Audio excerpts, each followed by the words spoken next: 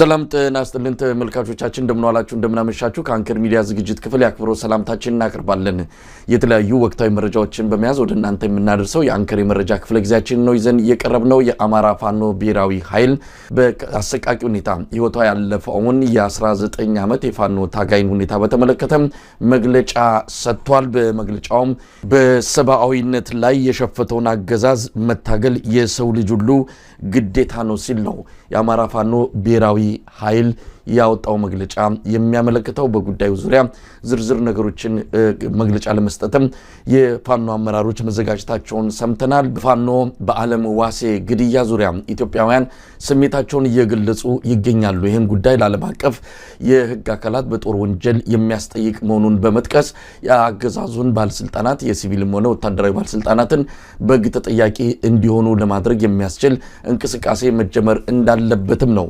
የህዝብ አስተያየት እያሳያለው። በዚህ ጉዳይ ላይ ዛሬም ውይይት እናደርጋለን። በተለያዩ የአማራ ክልል አካባቢዎች የሚደረጉ የህልውና ተጋድሎችም ተጠናክሮ ቀጥሏል። በዋግምራ አካባቢ 3 የተለያዩ ኃይሎችን የገጠመው የአማራ ፋኖ ብሔራዊ ኃይል ምስራቅ አማራ ቀጠና የሚኒሊክ እዝ የተቃጣበትን ጥቃት መመከቱን አስታውቋል። 3ቱ ኃይሎች የኦሮሚያ ልዩ ኃይል የመከላከያ ሰራዊትና በአፋር ክልል እየሰለጠነ ያለው የትግራይ ኃይሎች በሚል ነፃ ግዛት ላይ የተንቀሳቀሰ የሚገኘው በነጌታቸው ረዳ የሚመራው ኃይልም እንደዚሁ በዚሁ በዋግምራው ጦርነት መሳተፉን ነው መረጃዎች የሚያመለክቱት።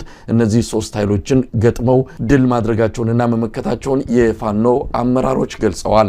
በአማራ ክልል ያለውን ወቅታዊ ሁኔታ እንመለከታለን። ሌሎች መረጃዎችም አሉ። አብራችሁን በመቆየት ዝግጅታችን እንድትከታተሉ መንጋብዘው ነው መሳይ መኮንን ከዚህ ከዋሽንግተን ዲሲ ገለታው ዘለቀ ከቦስተን በጋራ በመሆን ነው። መልካም ጊዜ።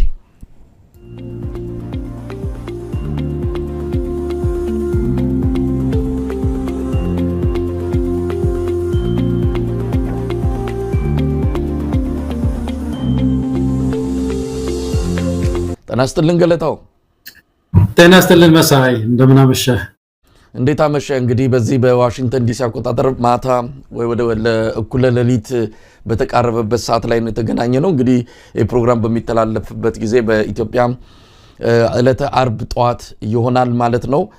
ለማንኛውም የዕለቱን መረጃዎች ሰብስበን ተገናኝተናል።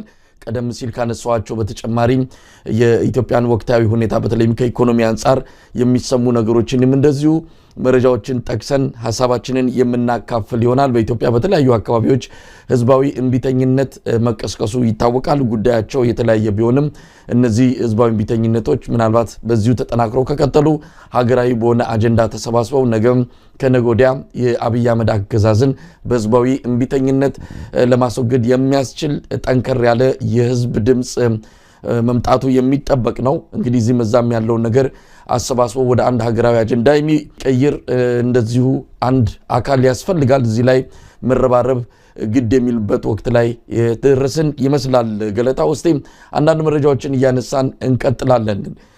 ሰሞኑን የኢትዮጵያን መነጋገሪያ የሆነችው የ19 ዓመቷ የፋኖ ታጋይ በዓለም ዋሴ የተገደለችበት ሁኔታ አጠቃላይ በአገዛዙ እስከዛሬ ድረስ ሲፈጸሙ ከነበሩ ግፎች ጋር ተያይዞ በሰፊው እየተነሳ ይገኛል።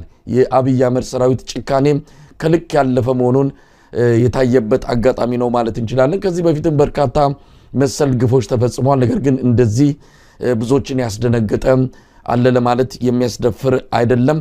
ለማንኛውም ከዚህ በኋላስ እች ልጅ ሰለባ ሆናለች። ለመሞት ቆርጣ ነው ብረት ያነሳችው። ነገር ግን የተገደለችበት ሁኔታ ሰብአዊነት የጎደለው በጣም የጭካኔ እርምጃ የተንጸባረቀበትና ኢትዮጵያዊነትንም የማያሳይ መሆኑን ነው እንግዲህ ብዙዎች ከግራ ከቀኝም እየገለጹ የሚገኙት።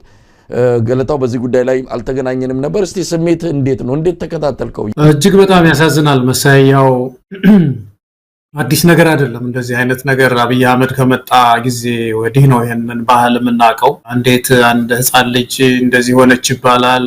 ሌላ ጊዜ ሰው ተገሎ ሬሳው በአህያ ተጭኖ ሲጓዝ ታያለህ። ሌላ ጊዜ ሲቃጠል ከነ ህይወቱ ሲቃጠል ታየዋለህ። እና ምንም የቀረ የሰውን ሰውነት የማጎሳቆል የቀረ ጥግ የለም። የተለያዩ በጣም ሊዘገንነው የሚችለው የትኛው ነው እንዴ ብናል የሚለው ነገር በሙሉ እየተጠና እየተደረገ ነው ያለው እና በመጀመሪያ ለቤተሰቦቿ ይሄ የሁላችንም ሀዘን ነው። በመሰረቱ እንደው ለቅርብ ቤተሰቦቿ በተሰማንን ሀዘን በዚህ አጋጣሚ እንግለጽ መሳይ እንደ ባህላችን። ከዛ ባሻገር ግን አንድ ሰው ከሞተ በኋላ ሬሳው ምንም ቢደረግ እኮ ያ ሰው አልፏል አንድ ጊዜ አይደለም። ከሞተ በኋላ በአካል ላይ የሚደረግ ጥቃት የሚያጠቃው በህይወት ያለውን ሰው በህይወት ያለነውን በሙሉ አሁን ይሄ በተለይ ኢትዮጵያዊ የሚዘገንነው የጡት ተቆረጠ ሲባል የሚዘገንነው አካል እንደዚህ ሴት ልጅ እንደዚህ አካሏ እንደዚህ ሆነ ሲባል ሌላው ማለት ይዘገንነዋል። ብቻ የኢትዮጵያን ስስነን በዚህ አካባቢ እና ገለታው ምናልባት መረጃውን በትክክል እንግዲህ እስከ መጨረሻው ያለውን የልጅቱን የዚችን ታጋይ የሚያውቅ የለም። ያው መጨረሻ አስክሬኗ ሲገኝ የታየውን ሁኔታ ካካሏ አይጎደለውን በመግለጽ ነው እንግዲህ መረጃው ወጣው እንጂ በህይወት እያለች ያድርጉት ነፍሷ እያለ እንዲያን ነገር ይፈጽሙ የሚታወቅ ነገር የለም። እንደምንሰማው ከሆነ ምናልባትም በህይወት እያለች አድርጎትም ሊሆን ይችላል።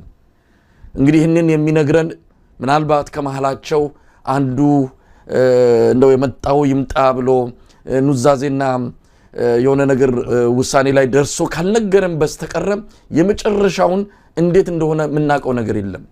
እውነት ለመናገር የጭካኔ ጥግ ስላላቸው ሊያደርጉት ይችላሉ። በህይወቷም እያለች ሊያደርጉ እንደሚችሉ እንደው ከጥርጣሬም በላይ መግለጽ የሚቻል ይመስለኛል። ነገሩን ለማባባስ አይደለም፣ በልኩ ግን መነገር አለበት። ምንድነው የተፈጸመው የሚለውን እዚህ ላይ እጃቸው ያረፈ ወይም ደግሞ በአንድም ይሁን በሌላ የሚያውቁ ሰዎች ካሉ ሊነግሩን ይገባል። ገለታው ወደ ኋላ እኮ ከዚች ልጅ ወደ ኋላ ያለውን ታሪክ ሻሸመኔ ወደ ታች ሰቅለውት ከነ ህይወቱ ሰቅለውት የነበረበት ሁኔታ እኮ አይተናል። በሰው በህይወትም እያለ እንግዲህ ከሞተም በኋላ ብቻ በአካል ላይ የሚደረግ ይሄ ግፍ ያንን ገዳይ ብቻ ታሳቢ ያደረገ አይደለም። እኔ እንደው በአጠቃላይ ኔሽኑን የመጉዳት ይሄንን ሰምቶ የዋለ ሁሉ አንድ ቀን ይዘገንነዋል። ትዝ ባለው ቁጥር ሲዘገንን ይሆናል እና ይሄ ሳይኮሎጂካል እንትን ስነልቦናዊ ትራውማ የሚባላል አይደለም። በስነልቦና መጎዳት እና እንዳለ ህዝቡ ይጎዳል፣ ሀዘን ላይ ይቀመጣል እንደዚህ አይነት ሀዘን ሲሰማና እኔ ህብረተሰቡን በአጠቃላይ ከዚህች ባሻገር በአጠቃላይ በምልክትነት እያንዳንዱ አማራ በተለይ እንዲዘገንነው እንዲያንቀጠቅጠው እንዲጎዳ በቤቱ ቁጭ ብሎ ሀገር ውስጥ ይሁን ከባህር ውጭ ይሁን እንዲጎዳ የሚያደርግ ወንጀል ነው የተፈጸመውና በዛ ክብደት ልክ ኢትዮጵያውያን መቆጨት ያለብን ይመስለኛል። ለልጅቷ ለእህታችን ፍትህ፣ ለቤተሰቦቿ ማገዝ፣ እርዳታ ባህላችን እንዳለ ሆኖ ግን ከዛ ባሻገር ግን መልእክት አለው መሳይ፣ ትልቅ መልእክት አለው። ይህ ትልቅ መልእክት በማንነት ላይ የሚደረግ ጥቃት ሲመጣ ማንነት ኮሚናል ነው ማለትም ምንድነው የጋራ ነው ያቺ እዛስ ልጅ ብቻ አይደለም ማራነትን ነው እየተጠቃ ያለውና በዛ ልክ ነው ማየት ያለብን። መቆጨት ከዚህ ስርዓት ተገላግለን እንደው ያቺን ኢትዮጵያን መሳይ በተለይ በሰላሟ ማለት ሰላም የምትተነፍስን ኢትዮጵያ የመመለስ ትግል ለማድረግ ከመቼውም ጊዜ በላይ ባጭር መታጠቅ ያለበት ነው የሚመስለኝ ህዝቡ ወጣቱ መሳይ። እንደው ምን መደረግ አለበት ይሄን ጉዳይ ወደ ዓለም አቀፍ የጦር ወንጀሎች መውሰድ የሚቻልበት እድል እንዳለ የህግ ባለሙያዎች እየገለጹ ነው ያሉት። ይሄንን በደንብ ሰንዶ የደረሰውን አጠቃላይ ሁኔታ እንግዲህ የቀብር ስነ ስርዓቷ እንደተፈጸመ እየተሰማ ነው ያለው። ሶስተኛ ወገን ገብቶ ምናልባት ምርመራም ተደርጎ ይሄንን የፈጸሙ ትዕዛዝ የሰጡ የአካባቢ ባለስልጣናት ካሉ ወታደራዊ አመራሮች ካሉ ማንም ይሁን ለፍርድ የሚቀርቡበት ስርዓቱ በዚህ ተጠያቂ እንዲሆን ማድረግ የሚገባ ይመስለኛል። የአንድ ሰሞን ወሬ ሆኖ መቅረት የለበትም። አንድ ሰሞን እንቆጣለን፣ እንጮሃለን፣ ከዛ በኋላ ነገሩ ይበርድና በሌላ አጀንዳ ደግሞ እንጠመዳለን። እቺ ልጅ ልትረሳ ትችላለች። ነገር ግን ይሄ ግፍ ብዙ ምልክቶችን ያሳየናል። ይሄ እንደ አንድ ማንቂያ ደውል ለአማራ ህዝብም ለሌላውም የኢትዮጵያ ህዝብ መሆን ያለበት ይመስለኛል። አገዛዙ ምንም ርራይ የሌለው እንደሆነ ከምንም በላይ ማሳያው ይሄ ነው።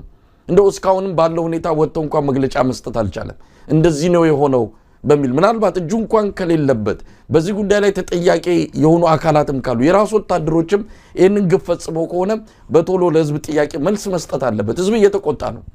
ዝምታው በራሱ የሚነግረን ደግፌዋለሁ አዝዤዋለሁም ይመስላል።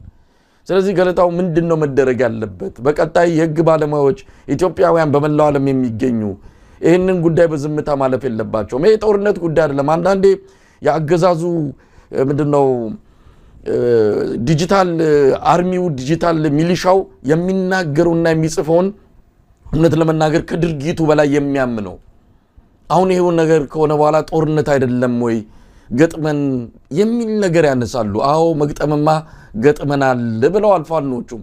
የገጠምነው ግን ምንዋጋ ብረት ያነሳን ብቻ ሳይሆን በአግባቡ ጦርነትም እኮ ወጋለው የሚማረክ ወታደር እንዴት እንደሚያዝ ፋኖች በደንብ አሳይተውናል። ስለዚህ ይህንን